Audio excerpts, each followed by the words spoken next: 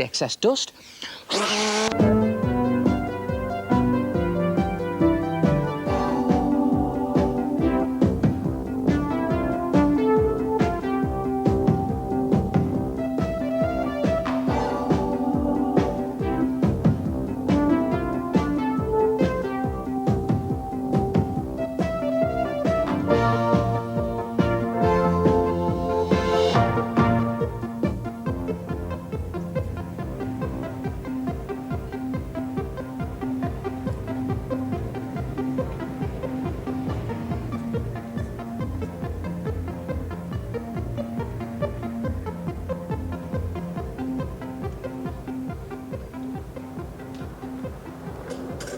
Hello and welcome to Heartbeat, which we're starting today down here in my workshop.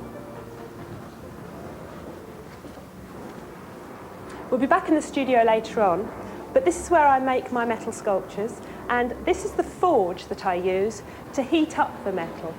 And the motor to the forge, which blasts the air through into the back of the fire, is up here on the wall. And can you see what it is? It's an old vacuum cleaner. Right, well, I'm just about ready to start, so I'd better get on with some work.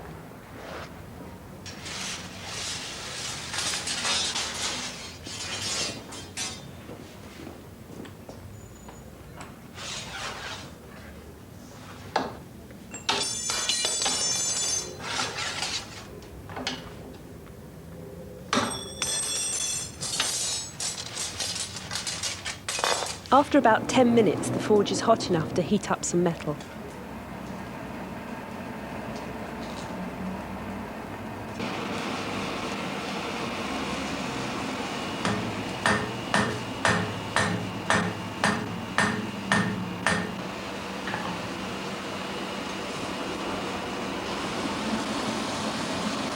When the metal is red hot, it's soft and very easy to bend.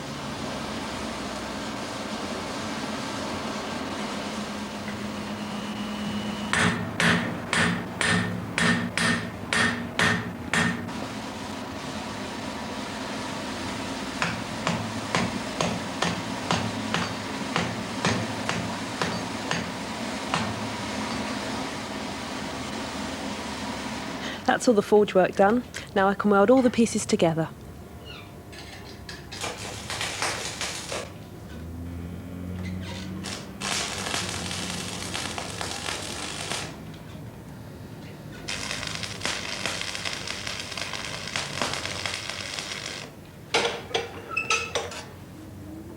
Right, all I need to do now is go and buy a candle.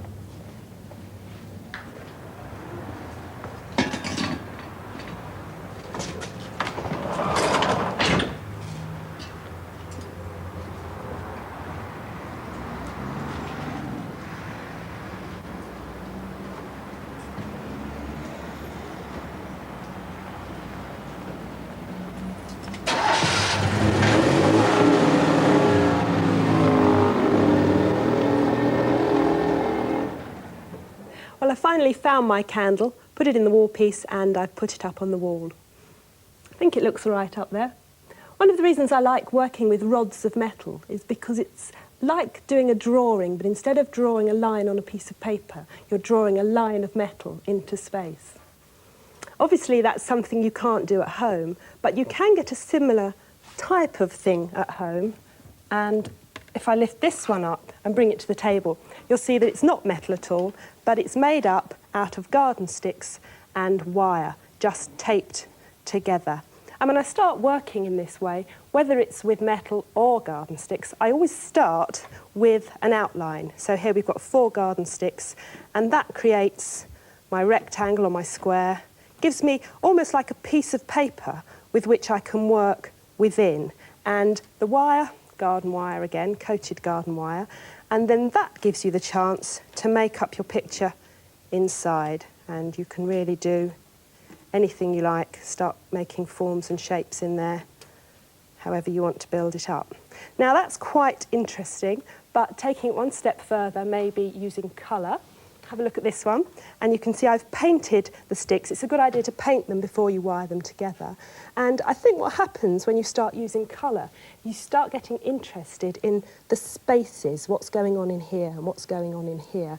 And if I do this with a bit of card, and that, you can see what I mean. It starts looking a bit more like a sculpture. You get some form in there, and I think that's really quite attractive. There's a couple here on the wall that I've put up behind me. And when I was making these pieces, they reminded me very much of an artist's work, an artist called Piet Mondrian. And if you have a look at that poster, you can see what I mean. It's the same kind of work. And he worked with abstract geometric forms. I don't know whether you've heard of him, but if not, it might be worth looking him up.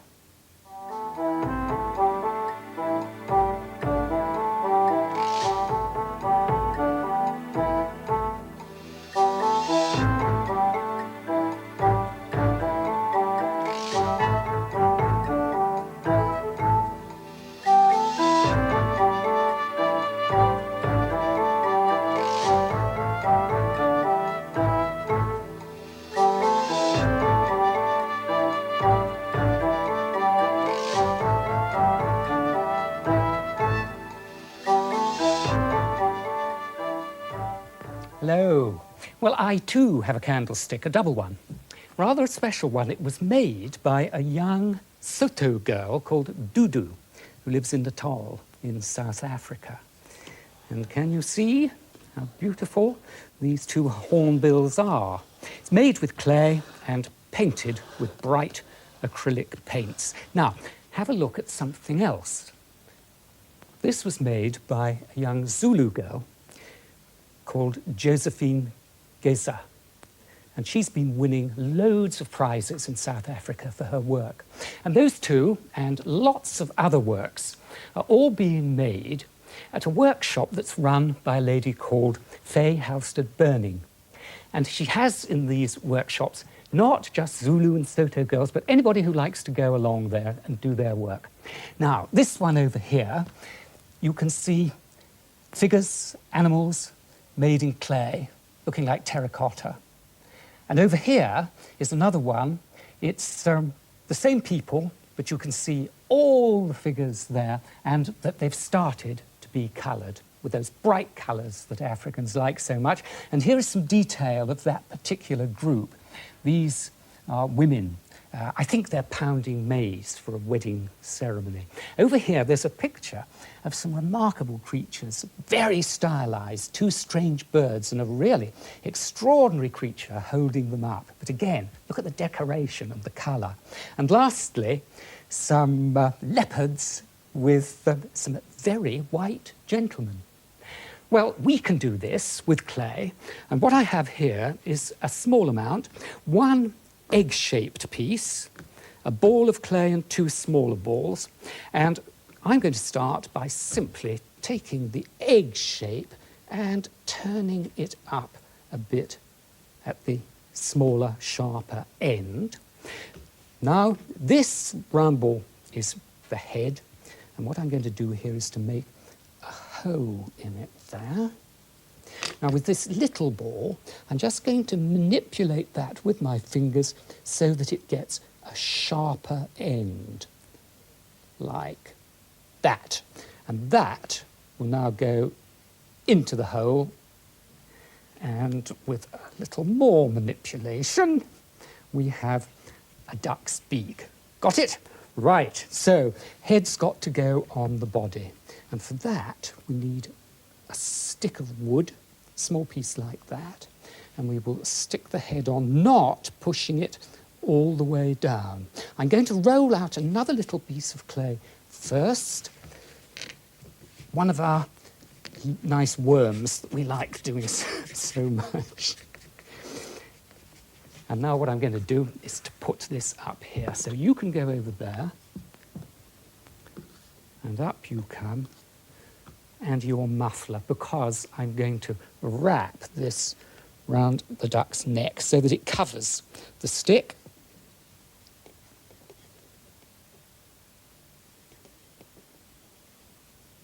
think that's all it will need. Then with the fingers, we press that so that it all looks as though it's the same piece. And to really get that to work nicely, if you take a stick like this, you see it's so round that you can put it around the neck, pressing and getting the better shapes. Let me turn my little duck round so that I can see what you're seeing. Yes, that needed a little bit more work on it. Far and away better. Now, when that is done, clay has to dry. Overnight in the airing cupboard is a jolly good idea. And in the morning, the clay has changed to a much lighter colour. And so now what we want to do is to paint it.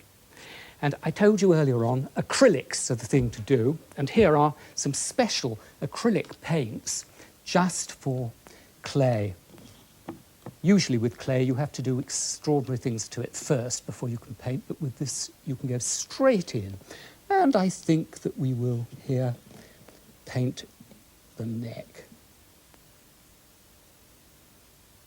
See, it goes on, it doesn't sink in.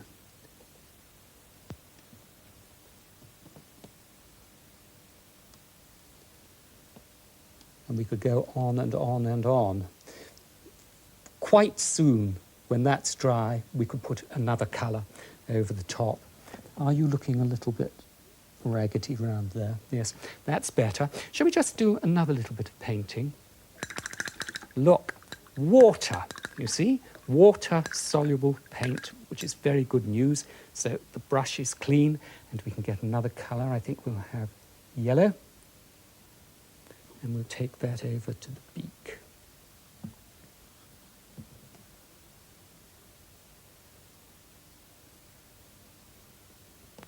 And chucked under the chin. See, quite a quick process. And there we are.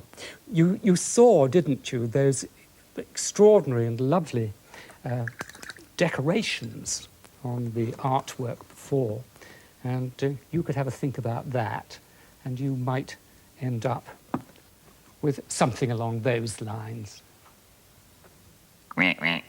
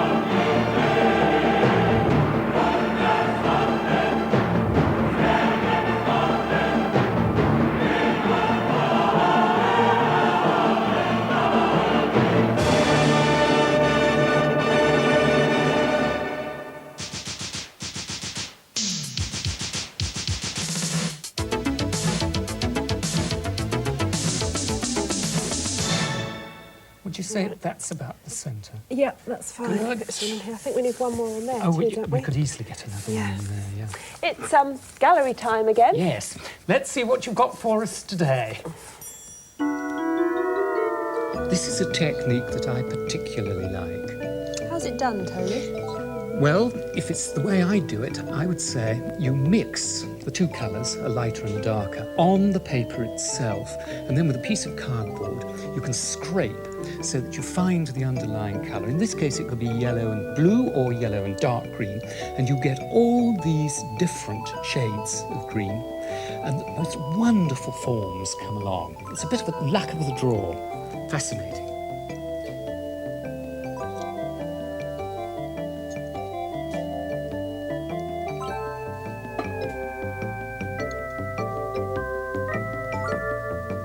The line drawing here, I think, particularly good.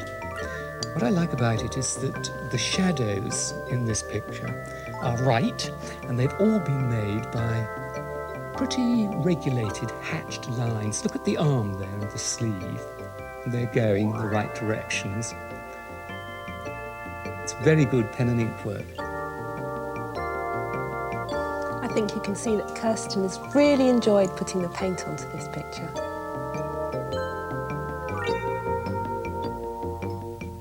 Now, I remember doing a little watercolour rather like this on another series, and I'd love to think that Amy perhaps saw that and thought, I'm going to have a go. And she's got the cloud effect so well done in watercolour, and what a beautiful horizon. Such an interesting skyline. Pointillism, Tony?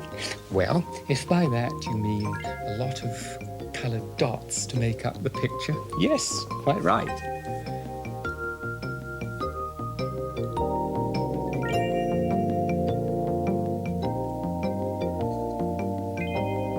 And here's our address if you'd like to send us something. Heartbeat, BBC Television, London W3 6XZ.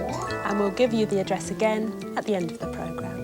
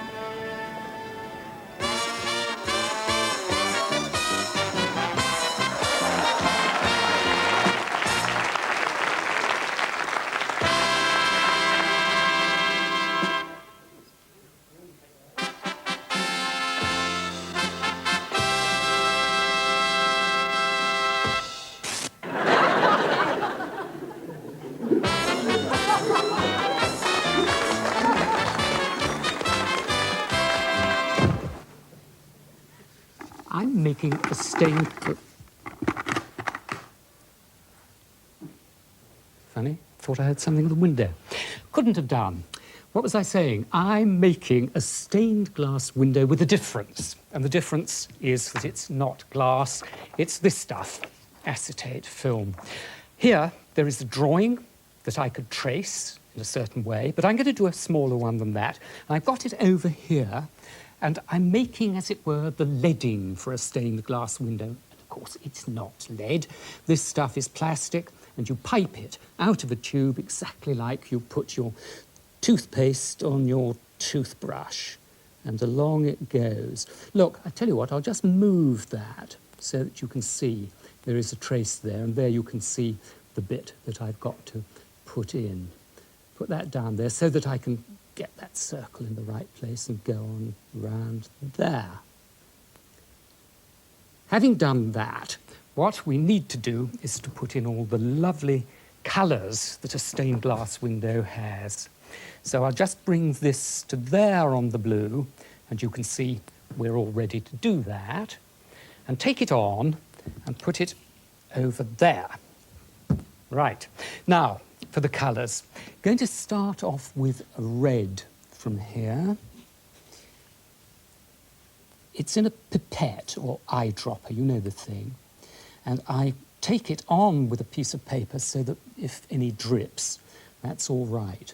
It'll drip on the paper until I'm ready to put it in the right place, which in this case is there. Then over to that petal. And that one. I know it hasn't filled each petal yet, but what I'm going to do is to use a brush to push the paint about to get it in the right place. Put that over there. Brush. This paint, incidentally, is specially for glass or acetate film. It's beautifully transparent, looks just like stained glass. I know it doesn't yet, but being water-based is very good indeed because it means it's so much cleaner to use. And now this brush is just pushing the paint that I've dripped in into the right places. You probably see that here is an air bubble, and the only thing you can do about that is just keep pressing at it with your brush until it bursts. But really it is quite attractive. When you look at old glass, sometimes you see air bubbles in them. Now that may look very dark to you, but look at it now. Isn't that better? I found that the actual drying time of the line stuff that you use is roughly 1.5 to 2 hours. Of course, it depends how thick you make the line, and these were fairly thick. The paint is first rate for this job, I feel, don't you? You could look out for it in the art and craft shops.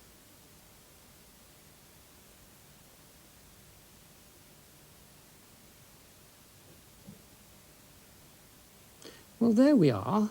I'm not too unhappy with that. That's not bad at all. Wash out the brush. Well, you could make a little one like that, or like the one I've got here, you could make it considerably bigger, and to set it off, you could perhaps put it in a window or show it with, you know, a light like that behind it.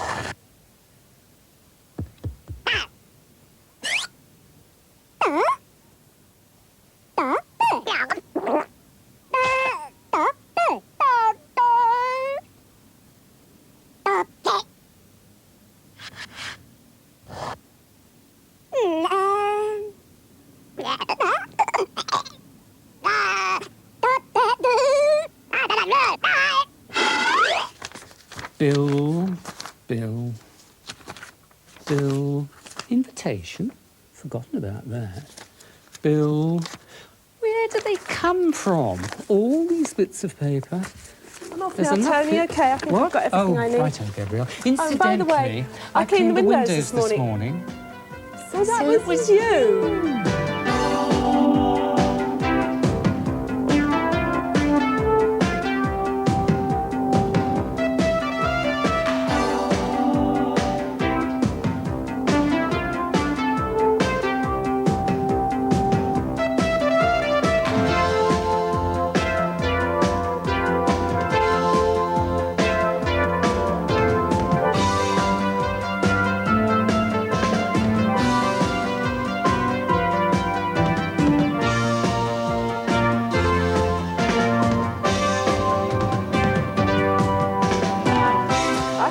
I was seeing things. Well, they did need cleaning. They hadn't been done for about 6 months. Bye.